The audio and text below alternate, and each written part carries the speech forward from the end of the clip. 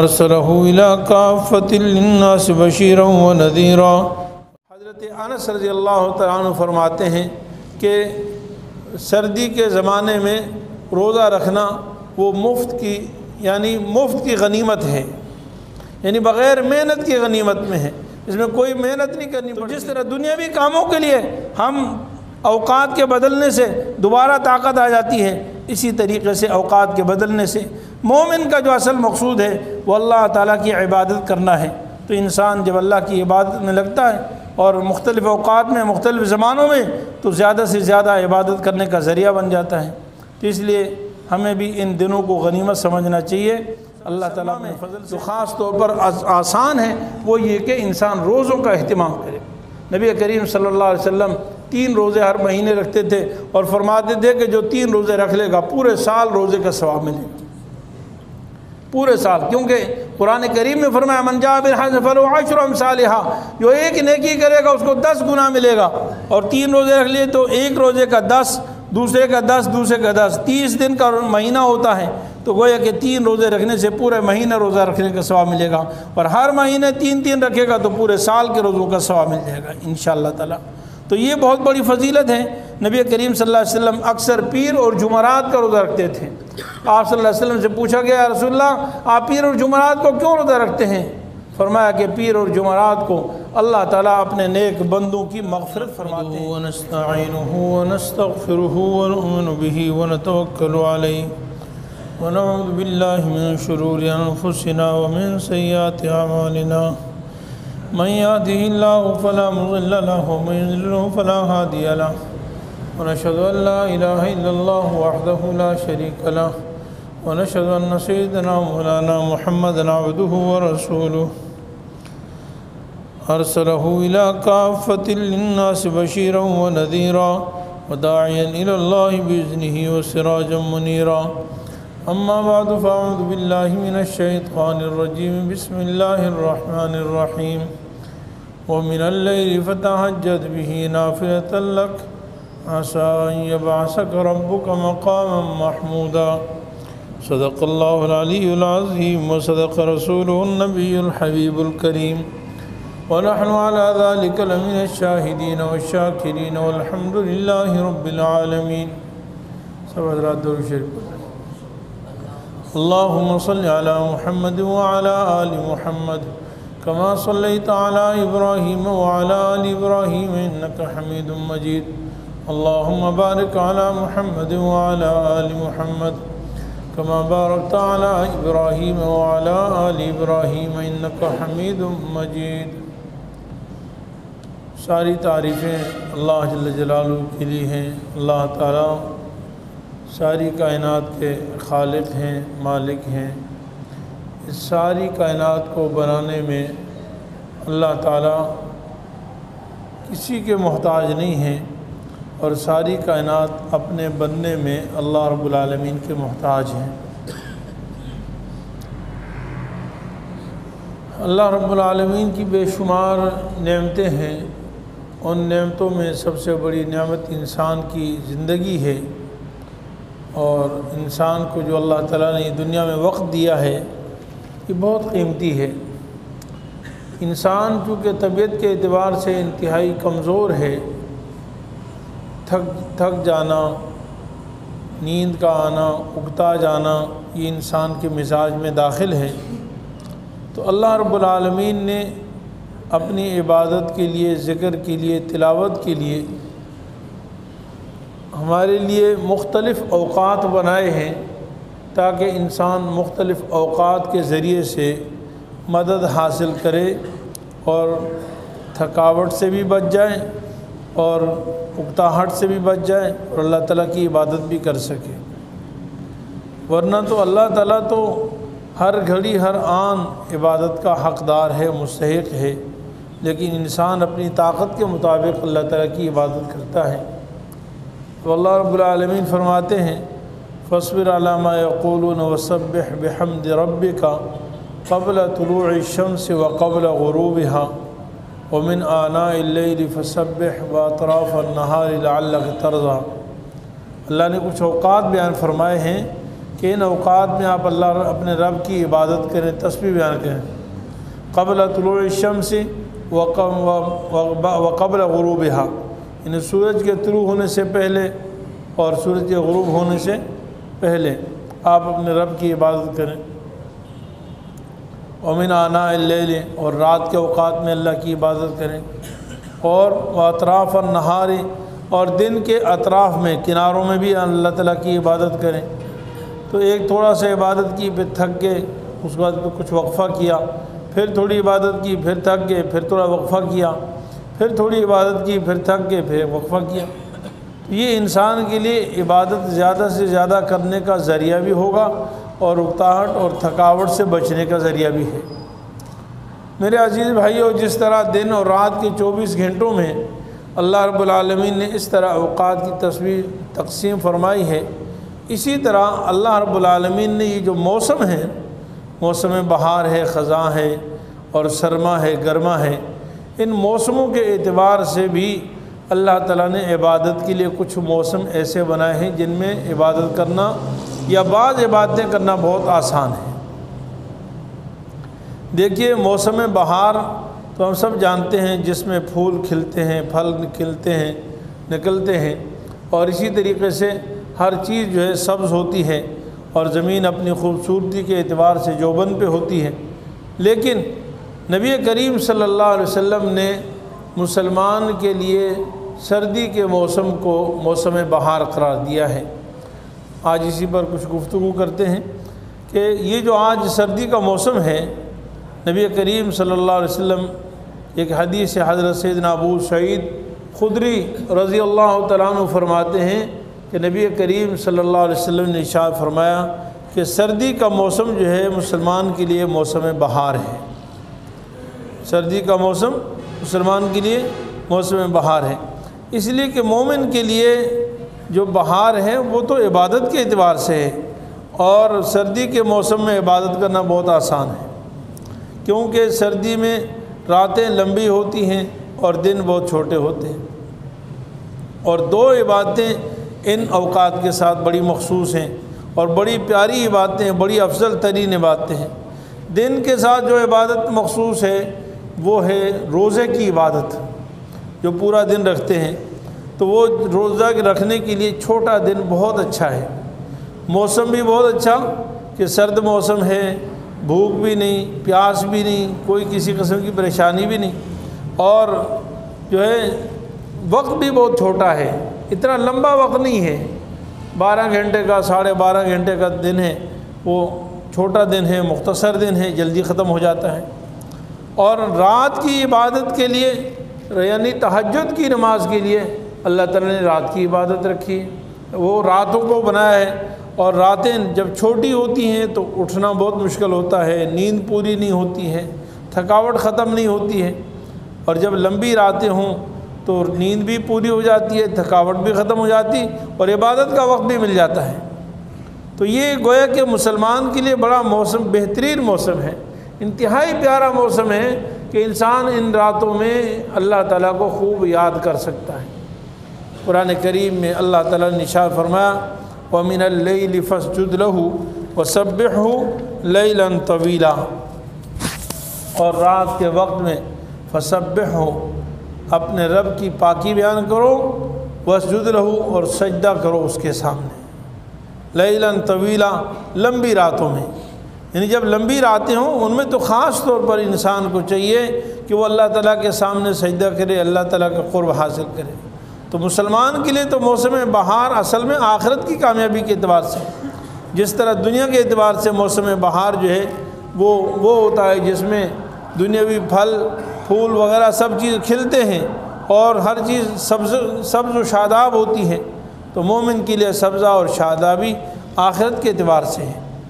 تو اس لیے موسم سردی کے موسم کو غنیمت سمجھنا چاہیے۔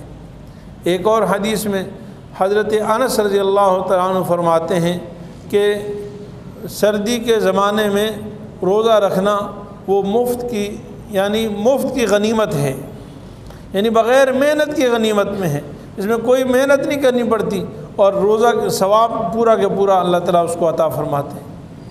حضرت عبداللہ بن مسعود رضی اللہ تعالیٰ عنہ سے روایت ہے، فرماتے ہیں کہ موسم بہار مسلمان کے لیے بڑا برکتوں والا ہے۔ سردیوں کا موسم مسلمان کے لیے بڑی برکتیں لے کے آتا ہے، اور وہ برکتیں اس طرح ہیں کہ اس میں آدمی رات کو تہجد کی نماز پڑھ لیتا ہے اور دن کو روزہ رکھ لیتا ہے۔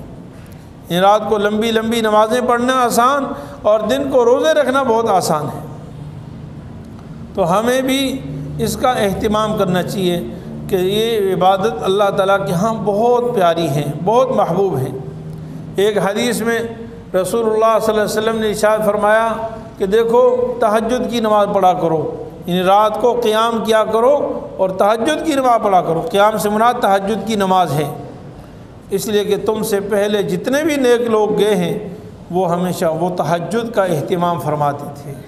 یعنی یہ نیک لوگوں کی عادت ہے، صفت ہے کہ وہ تہجد کا اہتمام کرتے تھے۔ اور نبی کریم صلی اللہ علیہ وسلم کی خود عادت مبارکہ یہ تھی کہ آپ صلی اللہ علیہ وسلم رات میں کئی دفعہ اٹھتے تھے، تہجد پڑھتے تھے، پھر تھک جاتے، کچھ آرام فرماتے، پھر اٹھتے تہجد پڑھتے، پھر تھک جاتے، پھر آرام فرماتے تھے۔ رات میں کئی دفعہ اٹھنا تھا۔ آدھی رات اور تہائی رات اور 2/3 رات یہ عبادت میں گزارتے تھے۔ یا ایھا المزمل قم اللیل الا قلیلا نصفہ او انقص منہ قلیلا او زد علیہ ورتل القرآن ترتیلا انا سنلقی علیک قولا ثقیلا۔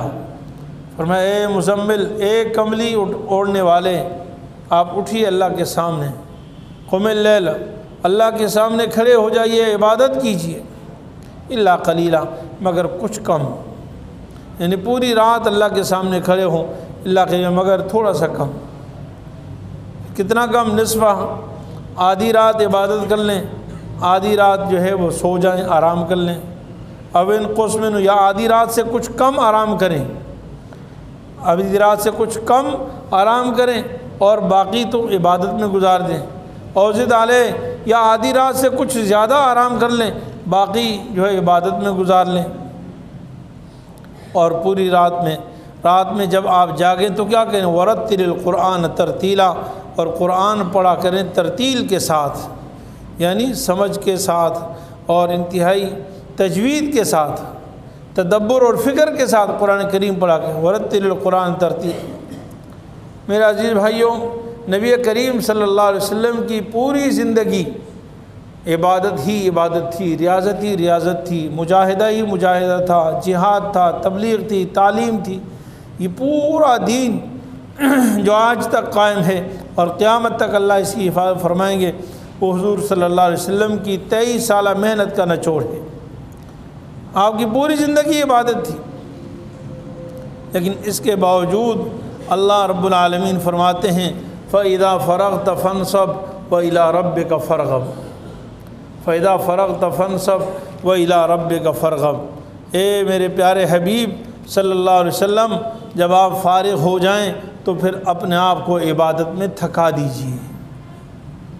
یعنی آپ صلی اللہ علیہ وسلم پورا دن تبلیغ کر رہے ہیں، اس میں بھی تھک گئے، پورا دن تعلیم کر رہے ہیں، اس میں بھی تھک گئے، قرآن پڑھا رہے ہیں، اس میں بھی تھک گئے، جہاد کر رہے ہیں، اس میں بھی تھک گئے، یعنی آپ سب کے سارے کام عبادت ہیں۔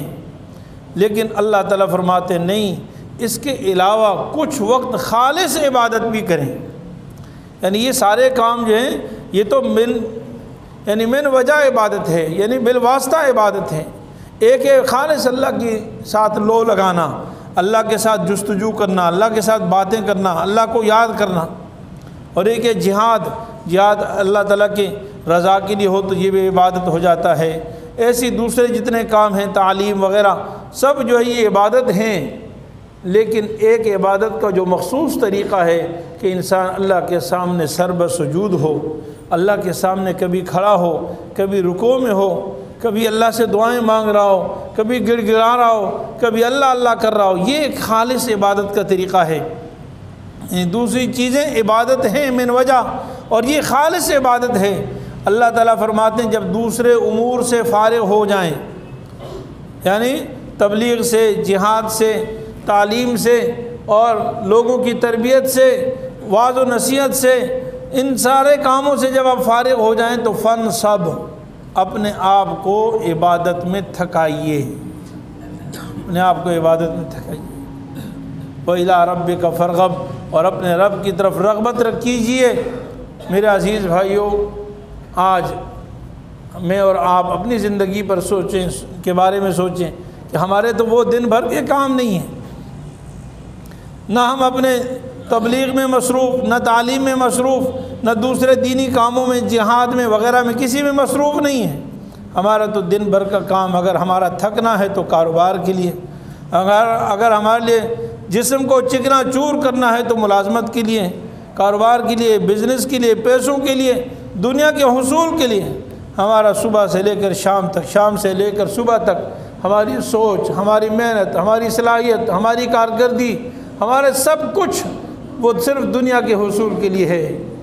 اور عبادت ہماری، وہ میں اور آپ اپنے گریبان میں دیکھ کر جھانک کر سمجھ سکتے ہیں کہ ہماری عبادت کیسی ہے۔ 10 منٹ کی نماز بھی ہماری نماز صحیح نہیں ہے۔ جماعت سے پڑھ لی، فارغ ہو گئے تو جماعت سے پڑھ لی، نہیں ہوئے تو کوئی بات نہیں، نماز نکل گئی تو نکل گئی، کیا بات ہے۔ جماعت سے پڑھ لی تو جماعت سے پڑھ لی، نہیں پڑھی تو نہ صحیح۔ اور اگر جماعت سے پڑھ بھی لی تو جیسے ہی سلام پھیرا تو بس اتنا جلدی جیسے قید سے دروازہ کھل گیا اور بھاگنے کی فکر۔ 2 منٹ بیٹھ کر تسبیح فاطمی پڑھنے کا بھی موقع نہیں۔ تسبیح فاطمی 33 دفعہ نبی کریم صلی اللہ علیہ وسلم نے ایک دفعہ جب تسبیح فاطمی کے فضائل بیان فرمائے تو صحابہ نے پوچھا، یا رسول اللہ، کیا کوئی آپ کی امت میں ایسے لوگ بھی ہوں گے جو اتنی بڑی فضیلت اتنے مختصر وقت میں حاصل بھی نہیں کریں گے اور یہ نہیں پڑھیں گے کچھ لوگ؟ حضور صلی اللہ علیہ وسلم نے فرمایا، ہاں ایسے لوگ ہوں گے۔ صحابہ کو تعجب تھا کہ اتنی بڑی فضیلت کو چھوڑ کر کیسے چلے جائیں گے؟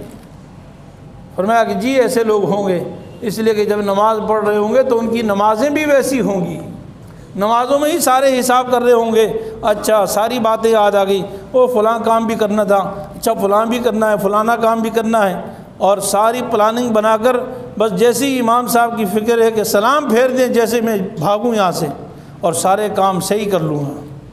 اور یہاں سے بھاگنے کے بعد بھلے گیٹ پر یا راستے میں 10 منٹ، آدھا گھنٹہ کھڑے رہیں، گپ شپ لگا لیں، اس کی پرواہ نہیں، لیکن مسجد میں بیٹھنا بہت مشکل ہے، فوراً بھاگ رہے ہیں۔ اور پھر تہجد پڑھنے کی کیا بات ہے، تہجد کیا پڑھیں، اور پھر سنتیں کی اور باقی عبادات اور ریاضت اور مجاہدے، قرآن کی تلاوت کا ہمارا حال کیا ہے؟ سال بھر قرآن ریک میں، الماریوں میں پڑے ہوئے ہیں، قرآن کو کوئی دیکھنے والا نہیں ہے، ان پر جھاڑو، اس پر مٹی لگ رہی ہے، مٹی گرد و غبار اس پر جمع ہوا ہے، تہ جم جاتی ہے۔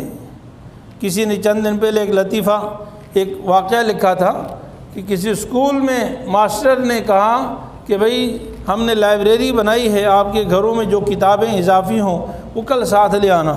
دوسرے دن سارے بچے قرآن اٹھا کر لے آئے، سارے بچے۔ ہاں بھئی کیا لے کے آئے؟ ایک نے بچے نے کہا قرآن، دوسرے نے کہا قرآن۔ انہوں نے کہا کہ آج ہمارے گھروں میں یہی کتابیں جو نہیں پڑھی جاتی ہے، آج نہیں پڑھی جاتی ہیں، ہمارے گھروں میں مسائل، بلائیں، پریشانیاں پتہ نہیں آئے دن کیا ہوتا ہے، اس لیے کہ ہمارے گھر خالی ہیں عبادت سے، ریاضت سے، قرآن کی تلاوت سے۔ وہ بنجر ہیں تو بنجر اور جنگل میں خانہ خالی رہا، دیو میں گیرن، جو خالی اور بنجر گھر ہوتا ہے وہاں دیو ہی آتے ہیں۔ تو اس لیے میرے عزیز بھائیوں، نبی کریم صلی اللہ علیہ وسلم سے جب یہ کہا جا رہا ہے کہ آپ تمام دینی کاموں سے جب فارغ ہو جائیں تو اپنے آپ کو عبادت میں تھکائیے، اپنے آپ کو عبادت میں تھکائیے، مطلب یہ سارے دینی کام بھی کافی نہیں، پھر بھی عبادت کیجئے، ان سب کا معنی تھکا دیں اپنے آپ کو۔ اور جس کی تفسیر میں اور آپ سنتے رہتے ہیں کہ آپ صلی اللہ علیہ وسلم راتوں کو اتنی عبادت کرتے تھے کہ پاؤں پہ ورم آ جاتا تھا۔ جس طرح ہم اپنے آپ کو کاروبار میں تھکاتے ہیں، ملازمت میں تھکاتے ہیں، کیا کبھی ہم نے اپنے آپ کو نمازوں میں یوں تھکایا ہے؟ ہم تو نماز، فرض نماز میں تھوڑی سی قرات سننے کے لیے بھی گوارا نہیں ہوتا کہ ہم تھوڑا سا تھک جائیں۔ امام صاحب نے قرات لمبی کر دی، نماز سے پہلے بھی بار بار ٹائم پہ نظر ہوتی ہے کہ کہیں 10 سیکنڈ اوپر تو نہیں ہو گئے، اور نماز سے فارغ ہونے کے بعد پہلی نظر گھڑی پہ ہوتی ہے کہ امام صاحب نے ٹائم زیادہ تو نہیں لگا دیا۔ کہ ہمارا وقت ضائع تو نہیں ہوگا، نعوذ باللہ من ذالک، 1 منٹ 2 منٹ اوپر تو نہیں ہو گئے؟ میں تو امام ہوں نا، ہمیں پتہ ہے اس بات کا۔ کئی دفعہ ایسا ہوتا ہے، میں نے ایک دفعہ نماز پڑھائی، ایک صاحب نے مجھے وہ گیٹ کے باہر پکڑ لیا، آپ نے آج اتنا زیادہ وقت لگا دیا۔ میں نے کہا کتنا وقت؟ کہتے 2 منٹ اوپر لگا دیے۔ باقاعدہ انہوں نے بولا 2 منٹ آپ نے اوپر لگائے۔ اللہ تعالیٰ ہم سب کو معاف فرمائے۔ تو میرے عزیز بھائیوں، رسول اللہ صلی اللہ علیہ وسلم نے رات کو تہجد پڑھنے کی بہت زیادہ فضیلت بیان فرمائی ہے۔ نبی کریم صلی اللہ علیہ وسلم فرمایا، اللہ رحمت کی نظر فرماتے ہیں اس شوہر پر جو رات کو اٹھے اور خود بھی اور اپنی بیوی کو بھی جگائے، اور اگر بیوی نہ جاگے تو پیار سے اس کے منہ پہ پانی کے چھینٹے ڈالیں، تہجد کی نماز پڑھیں۔ اور اللہ رحمت کی نگاہ فرماتے ہیں اس عورت پر جو رات کو قیام کے لیے اٹھتی ہے اور اپنے شوہر کو بھی جگاتی ہیں، اور اگر وہ نہ اٹھے تو پیار سے اس کے منہ پر پانی کے چھینٹے ماریں۔ رحمت کی نظر، اگر اللہ تعالیٰ کی رحمت کی نظر دیکھنا چاہتے ہیں، اس کے لیے رات کے قیام ہے۔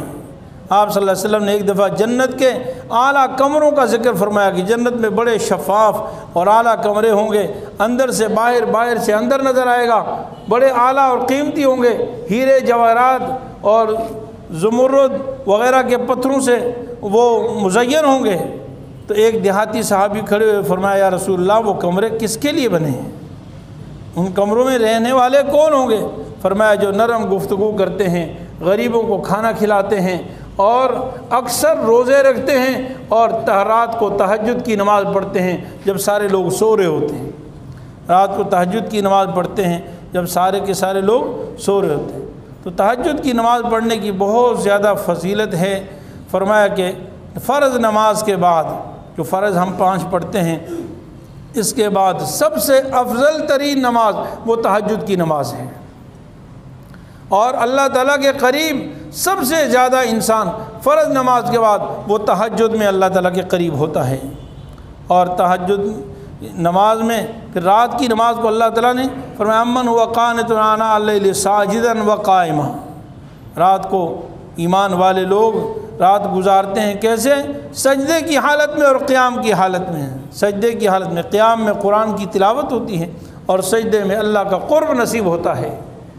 علماء فرماتے ہیں کہ اللہ کے قرب حاصل کرنے کا سب سے آسان ترین طریقہ انسان سجدے میں گر جائے۔ اپنی عاجزی اور انکساری کا آخری درجہ کیا ہے کہ انسان اپنی پیشانی کو اللہ کے سامنے زمین پر رکھ لے۔ یہ پیشانی گویا کہ زمین پر نہیں رکھی، یہ عرش بریم پر رکھ دی ہے۔ اللہ کا قرب اتنا جلد حاصل ہو جاتا ہے۔ جیسے کسی کے قدموں میں آدمی پاؤں رکھ لیتا تو اللہ تعالیٰ اس طرح کے سر رکھ لیتا ہے، کسی کے قدموں میں آدمی اپنا سر رکھ لیتا ہے، تو اللہ رب العالمین اس طرح کے قدموں سے، جسم سے تو پاک ہیں، لیکن جب انسان سجدے میں اپنا سر رکھ لیتا ہے تو گویا کہ اللہ کے عرش کے سامنے گویا کہ اپنی پیشانی اس نے رکھ دی۔ جب رکھتا ہوں میں سر اپنا زمین پر، جب رکھتا ہوں سر میں اپنا زمین پر، تو پہنچ جاتا ہوں میں عرش بریم پر، عرش بریم پہ پہنچ جاتا ہے۔ اور دوسرا کام موسم سرما میں جو خاص طور پر آسان ہے وہ یہ کہ انسان روزوں کا اہتمام کرے۔ نبی کریم صلی اللہ علیہ وسلم 3 روزے ہر مہینے رکھتے تھے، اور فرماتے تھے کہ جو 3 روزے رکھ لے گا پورے سال روزے کا ثواب ملے گا، پورے سال۔ کیونکہ قرآن کریم میں فرمایا من جاء بالحسنۃ فلہ عشر امثالھا، جو ایک نیکی کرے گا اس کو 10 گنا ملے گا۔ اور 3 روزے رکھ لیے تو ایک روزے کا 10، دوسرے کا 10، دوسرے کا 10، 30 دن کا مہینہ ہوتا ہے، تو گویا کہ 3 روزے رکھنے سے پورے مہینے روزہ رکھنے کا ثواب ملے گا، اور ہر مہینے 3 رکھے گا تو پورے سال کے روزوں کا ثواب مل جائے گا انشاءاللہ تعالی۔ تو یہ بہت بڑی فضیلت ہے۔ نبی کریم صلی اللہ علیہ وسلم اکثر پیر اور جمعرات کا روزہ رکھتے تھے۔ آپ صلی اللہ علیہ وسلم سے پوچھا گیا یا رسول اللہ آپ پیر اور جمعرات کو کیوں روزہ رکھتے ہیں؟ فرمایا کہ پیر اور جمعرات کو اللہ تعالیٰ اپنے نیک بندوں کی مغفرت فرماتے ہیں، اس لیے میں پیر اور جمعرات کا روزہ رکھتا ہوں۔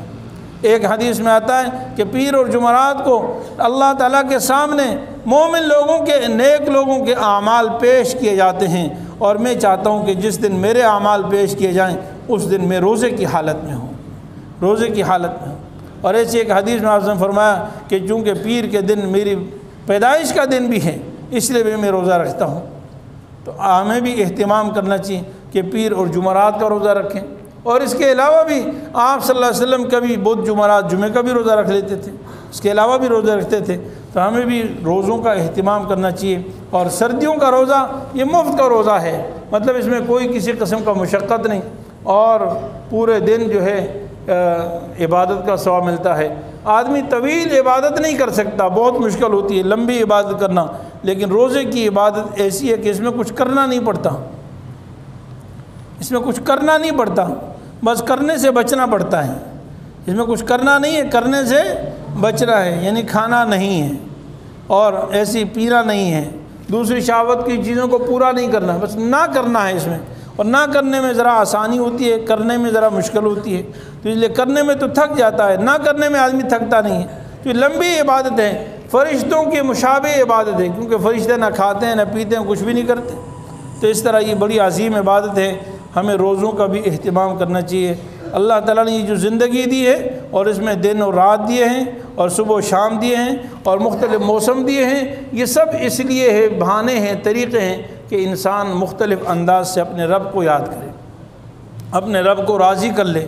اس سے انسان کو نئی طاقت ملتی ہے۔ جیسے ہم دن کو تھک جاتے ہیں کام کر کے، رات کو کچھ آرام کرتے ہیں تو ہمیں پھر نئی زندگی گویا کہ مل جاتی ہے، دوسرے دن پھر نئے جذبے کے ساتھ ہم کام کرتے ہیں۔ تو جس طرح دنیاوی کاموں کے لیے ہم اوقات کے بدلنے سے دوبارہ طاقت آ جاتی ہے، اسی طریقے سے اوقات کے بدلنے سے مومن کا جو اصل مقصود ہے وہ اللہ تعالیٰ کی عبادت کرنا ہے۔ تو انسان جب اللہ کی عبادت میں لگتا ہے اور مختلف اوقات میں مختلف زمانوں میں، تو زیادہ سے زیادہ عبادت کرنے کا ذریعہ بن جاتا ہے۔ تو اس لیے ہمیں بھی ان دنوں کو غنیمت سمجھنا چاہیے۔ اللہ تعالیٰ اپنے فضل سے ہمیں زیادہ سے زیادہ تہجد کی نماز پڑھنے کی اور زیادہ سے زیادہ روزے رکھنے کی، نفلی روزے رکھنے کی خاص طور پر ہمیں اللہ تعالیٰ توفیق عطا فرمائے۔ اور اس کے علاوہ نفلی کے علاوہ اگر فرض روزے کسی کے ذمہ قضا ہیں تو ان کے لیے بھی بہت آسانی ہے، سردیوں میں روزے رکھ لیں۔ تو منت کے روزے ہیں، فرض روزے قضا ہیں یا اور کوئی روزے ہیں تو سردیوں میں روزے رکھنا بہت آسان ہے، قضا بھی انشاءاللہ ہو جائے گی اور جو ہے روزے کا ثواب بھی انشاءاللہ ملے گا۔ اللہ تعالیٰ عمل کی توفیق عطا فرمائے۔ وآخر دعوانا